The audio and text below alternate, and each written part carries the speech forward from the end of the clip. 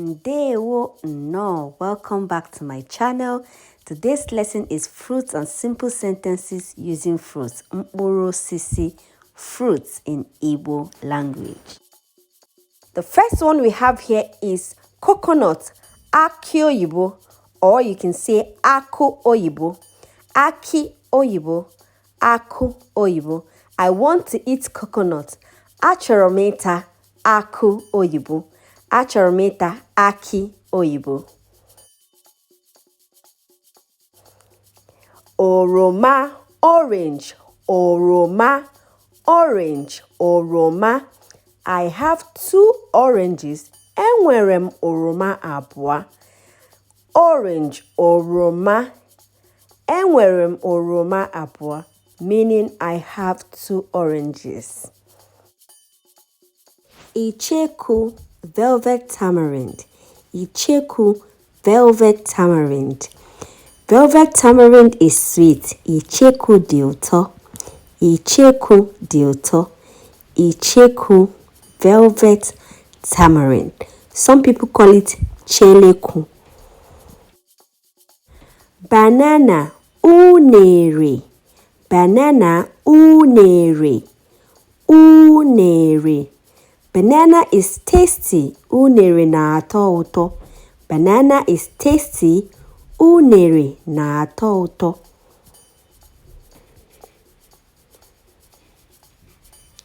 Ahụekere, groundnut, ahụekere or ọpụpa. Ahụekere or ọpụpa. I want to eat groundnut. Achọrọ m ịta ahụekere. Achọrọ m ịta ahụekere. Pineapple, nkwaba. Pineapple, nkwaba. Nkwaba, pineapple. Pineapple is sweet. Nkwaba dị ụtọ.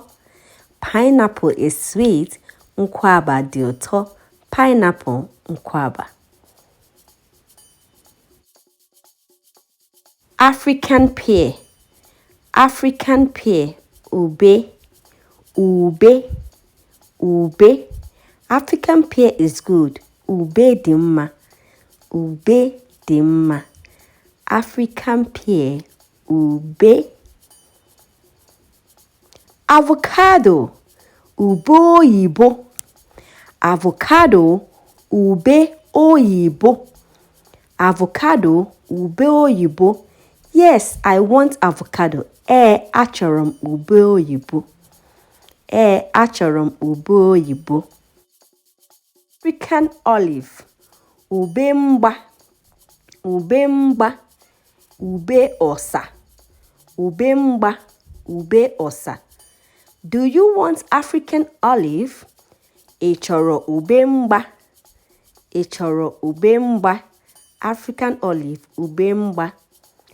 Corn, ọka.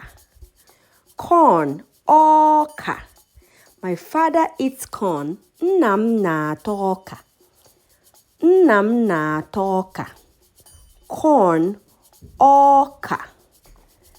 Nna'm na-ata ọka. Lime, oroma nkịrịsị.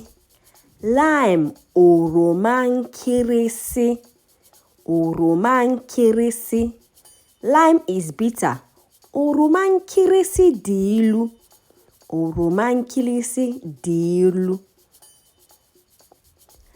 African star apple, udara. Udara. African star apple, udara. African star apple is rare. Udara dị ụkọ. African star apple is rare. Udara dị ụkọ. Garden egg, anyara. Anyara.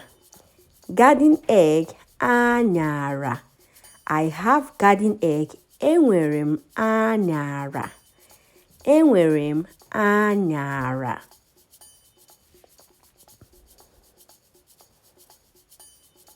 Jackfruit, ụkwa oyibo. Jackfruit, ụkwa oyibo. Jackfruit is too expensive. Ụkwa oyibo dị oke ọnụ.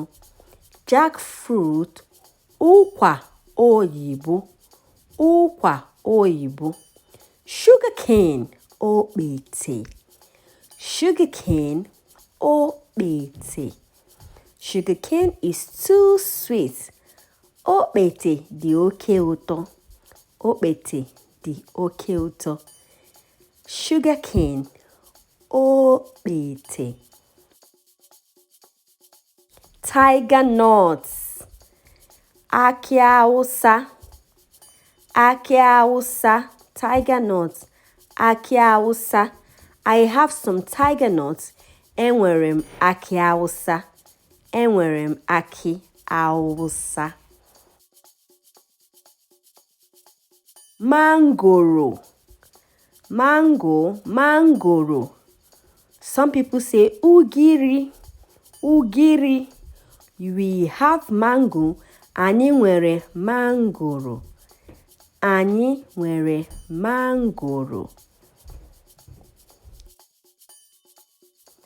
Mango or pure mango. This mango is called a pure mango. This particular mango or pure mango.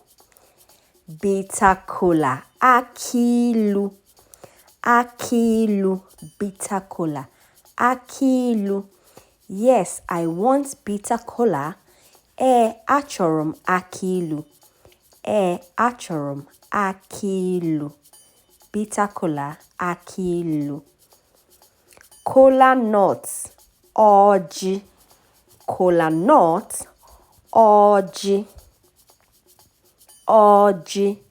Kola nut, ọjị. This kola nut is good. Ọjị a dị mma.